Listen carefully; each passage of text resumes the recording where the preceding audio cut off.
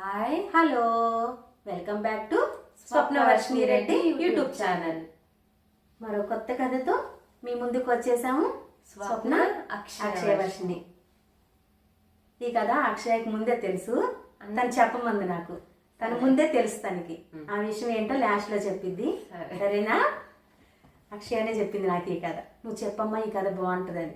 అందరికీ తెలుసు, పట్టేస్తారు. నాకు తెలియదు కదా, అందుకే చెప్తాను. నాలాగా చూడకుండా ఉంటారు కదా, వాళ్ళకి వింటారు. సరే, ఒక ఊళ్ళో ఒక గ్రామం ఉంది. ఒక ఊళ్ళో ఒక గ్రామం కాదు, ఒక గ్రామం ఉంది. ఒక గ్రామం, పల్లెటూరు. అందులో ఒక భార్యాభర్త, వాళ్ళకి 3 ఆడపిల్లల సంతానం. 3 ఎంగేజ్లో ఉంటారు, చక్కగా ఉంటారు. వాళ్ళ పనులు వాళ్ళు చేసుకుంటా గౌరవంగా, బేదరికం కనపడకుండా హుందాగా బతకాలనుకునే కుటుంబం. మన లేనితనం కనపడకూడదు, జాగ్రత్తగా మనకు అన్నీ ఉన్నట్టే కనపడాలి. నలుగురిలో చీప్గా కనపడకూడదు, లేకపోయినా ఉన్నట్టే, తినకపోయినా తిన్నట్టే. అలాంటి వాతావరణంలో ఉన్నారనమాట 3 ఆడపిల్లలు, భార్యాభర్తలు. అలా అని పేద కుటుంబం అనేం కాదు, నడుస్తుంది, బాగానే ఉంది. అర్థమైందిగా నేను చెప్పాలనుకున్న ఉద్దేశం. మంచి మైండ్ సెట్ అనమాట అది. అయితే ఒకరోజు వీళ్ళింట్లో గేదెలు ఏంటాయి కదా, గిత్తలు ఉంటాయి. ఎద్దుకి గిత్తలు పుడతాయి కదా, ఎద్దుకి ఆవుకి కలిపితే గిత్తలు పుడతా ఉంటాయి. అట్లా ఆ గిత్తలు కొంచెం పెద్దవి అవుతాయి అనమాట. పెద్దవి అయితే అమ్ముకోవడానికి సంతకి వెళ్ళాలి. అది ఈ ఊళ్ళో అయితే బేరం రాదు, బాగా తక్కువ కడుగుతారు ఊళ్ళో వాళ్ళే. సిటీకి అదే కొంచెం ఖర్చు పెట్టుకొని ముందు ఊరికి టౌన్కి వెళ్తే కనుక మంచి బేరం వచ్చింది.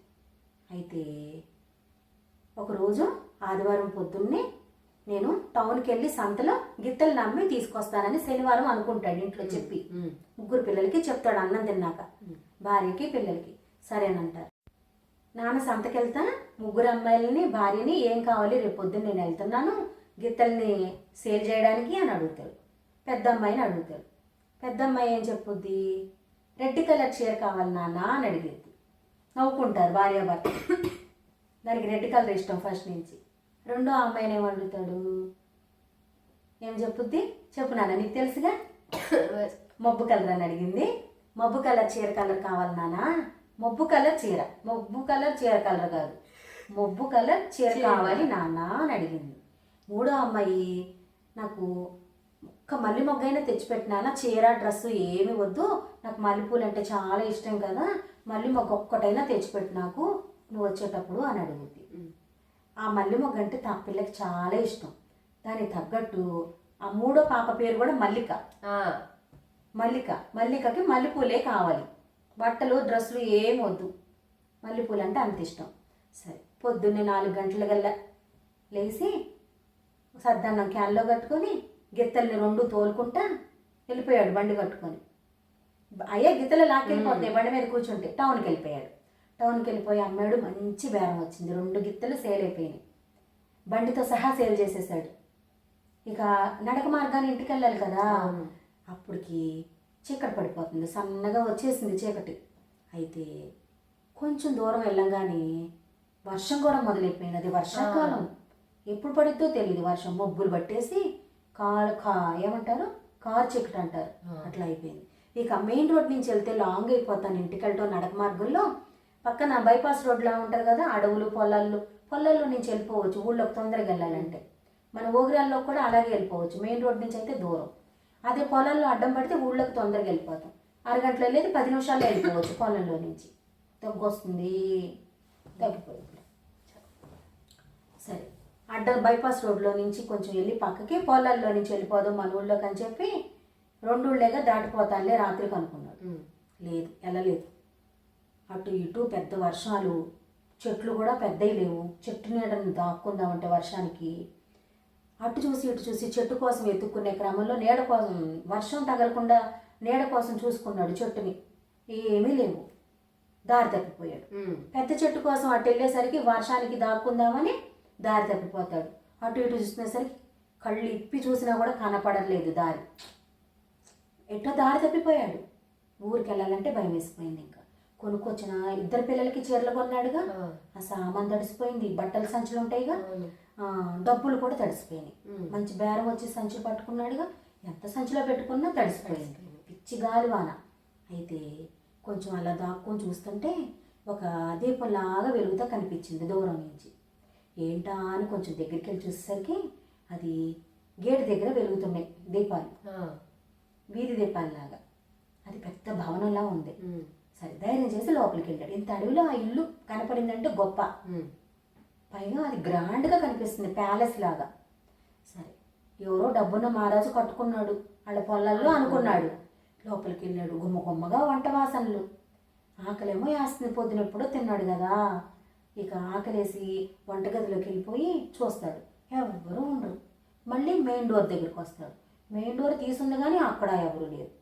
సరే ముందైతే అన్ని పలహారాలు పెట్టున్నాయిగా, వేడివేడిగా వాసన. పళ్ళులో పెట్టుకొని ముందు తినేశాడు. ఇక్కడ నీకేమనిపిస్తుంది? వేరే వాళ్ళు ఆకలి ఇక మంచి చెడు చూడదు, ఆకలి కడుపు నిండాలి అంతే. ఆకలి రుచి ఎరగదంటారు. రుచిగా లేకపోయినా ముందు ఆ కడుపు నిండాలి, అంతేనా? ఆకలి రుచి ఎరగదు కాబట్టి ముందు రుచి లేకపోయినా ముందు తినేసేసాడు. రుచి లేదని కాదు, రుచిగా ఉంది, అది సామెత అనమాట. తినేసేసి ఇక పక్కన ఒక దివాన్ లాగా ఉంటే ఇప్పుడు ఏం చిక్కట్లో వెళ్ళను, ఇక్కడ తిన్నాను, ఎవ్వరూ మనుషులు లేరు అని తలుపు కొంచెం దగ్గరికి వేసి ఆ దివాన్ ఎక్కేసి నిద్రపోయాడు దుప్పటి కప్పుకొని. నిద్రపోయేసరికి తెల్లారిపోయింది. మెలకు వచ్చేసరికి తెల్లారిపోయింది. సరే మెయిన్ డోర్ తీసుకొని పెరట్లోకి వెళ్ళాడు. పక్కన పెద్ద పెద్ద చెట్లు, పూల చెట్లు బాగా పూసి లతలన్నీ డాబా పైకి పాకున్నాయి, చక్కగా అలంకారంగా వెళ్ళినాయి అనమాట లతలు, చెట్లు. మల్లె మొగ్గలు ఉన్నాయి. టౌన్లో మల్లె మొగ్గలు దొరకలా. మూడో కూతురు మల్లికకి కొనటానికి. అయ్యో మల్లికకి మల్లెపూలు కొనలేదు కదా నేను, అయినా దొరకలేదులే తనకి. ఇంకా ప్రయత్నం చేయలేదు, దొరుకుతేమో ఎతుకుదామని. సరే ఇక్కడ దొరికినాయిగా, చెట్టు నిండా పూలు ఉన్నాయి కానీ కోసాడు. కోసేసరికి ఒక పువ్వు కోసేసరికి ఒక బల్లి లాంటిది, రాకాసి బల్లి లాంటిది వచ్చేసింది.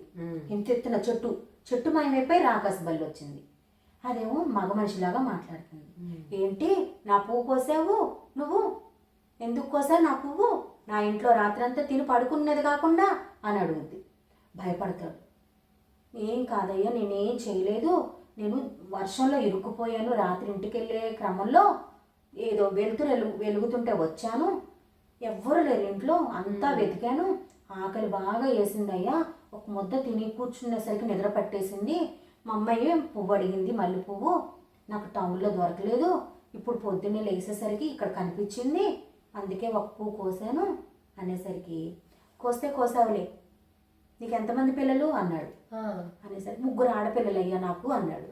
అనేసరికి 3లో ఎవరో ఒకళ్ళు తెల్లారి నా దగ్గర నిలబెట్టాలి, నువ్వు నా పువ్వు కోసావుగా, 3లో ఒక ఆడపిల్ల నా దగ్గరే ఉండిపోవాలి, ఇక రేపు పొద్దున్నకి నువ్వు తీసుకొచ్చేయాలి, ఇక వెళ్ళు నువ్వు అని చెట్టు రూపంలో అయిపోయాడు. తెలుసు కదా నీకు కదా. అయితే భయంగా ఇంటికి వెళ్ళిపోతాడు. 2 చీరలు ఆరబెట్టుకున్న డబ్బులు అన్ని సంచుకులు దాచుకొని మల్లెపువ్వు కూడా ఒక్కటే పెట్టుకొని జేబులో ఇంటికి వెళ్ళిపోతాడు. 2 పిల్లలు సంతోషపడతారు. మల్లెపువ్వు ఇచ్చినందుకు బొడ్డు మళ్ళీ బాగుంది నాన్న అని చెప్పి మల్లిక కూడా తల్లో పెట్టుకుంటాడు. అయితే మధ్యాహ్నం అన్నం తిన్నాక కూర్చుంటారుగా వరండాలో. ఆ రోజు పొలం వెళ్ళలేదు ఇంకా ఇక టెన్షన్లో ఉన్నాడుగా. లేట్ అయింది కదా, ఒక ముద్ద అన్నం తిని వరండాలో 3 ఆడపిల్లలు భార్యని పెట్టుకుని జరిగిందంతా చెప్తాడు తాత. పెట్టాక ఇదంతా విన్నాక చాలా భయపడిపోతారు 3 ఆడపిల్లలు. ఫస్ట్ ఆడపిల్ల, రెండో ఆడపిల్ల వాళ్ళ స్వార్థంగా ఆలోచించి, నువ్వు మల్లెపువ్వు లేదని చెప్పి కోసావు మల్లిక కోసం, మా చీరల కోసం, మా షాపింగ్ కోసం కాదుగా నువ్వు ఆ ఇంటికి వెళ్ళింది, నువ్వు చీరలు కొనేసావు మా కోసం, మల్లికకి మల్లెపువ్వు లేదనే నువ్వు కోసావు, నువ్వు కొయ్యమట్టే ఆ రాకాసి బల్లి చెట్టు రూపంలో ఉన్నది మారిపోయింది. అదే నువ్వు కొయ్యకుండా ఉంటే ఇంటికి వచ్చేసేవాడివే కదా, నువ్వు రెస్ట్ తీసుకున్నావు, తిన్నావు, అదేం ప్రాబ్లం అయ్యేది కాదు. నువ్వు జరిగిన దాన్ని బట్టి, చెప్పిన దాన్ని బట్టి చూస్తే మల్లిక కోసం పువ్వు కోసిన దానివల్లే నువ్వు ఆడపిల్లని అక్కడ దింపాలన్నా ఏమంటారు అన్నారు, నువ్వు ఆడపిల్లని దింపాల్సిందే అని అనేసారనమాట. మాట ఇవ్వాల్సి వచ్చింది నువ్వు, సరేనని, లేకపోతే భయం కదా శిక్షిస్తాడని. సరే అని చెప్పి 3వ ఆడపిల్ల ఒప్పుకుంటుంది. సరే నాన్న నేను వెళ్తాను, నా కోసమే కదా మల్లెపువ్వు కోసావు అని చెప్పి తెల్లారి పొద్దున్నే బయలుదేరి వెళ్తారు మధ్యాహ్నానికి. అయితే పిక్కో మాకు చొక్క వెళ్ళేసరికి చెట్టు దగ్గరికి తీసుకెళ్తాడు. చెట్లానే ఉంటుంది. సరే లోపలికి వెళ్తారు, అక్కడ అన్నీ వండేసే ఉంటాయి కదా, వీళ్ళు ఏ పని చేయవసరంలా మొత్తం రెడీ అయిపోయి ఉన్నాయి. 3 రోజులు తింటున్నారు, కూర్చుంటున్నారు, నిద్రపోతున్నారు. 4వ రోజు పొద్దునకి మల్లెపూలు ఇష్టం కదా మల్లికకి, మళ్ళీ మల్లి చెట్టు దగ్గరికి వెళ్ళి పువ్వు పోస్తుంది. బొడ్డు మళ్ళీ 5 రెక్కలు 3 రెక్కలు అలా ఉంటుంది.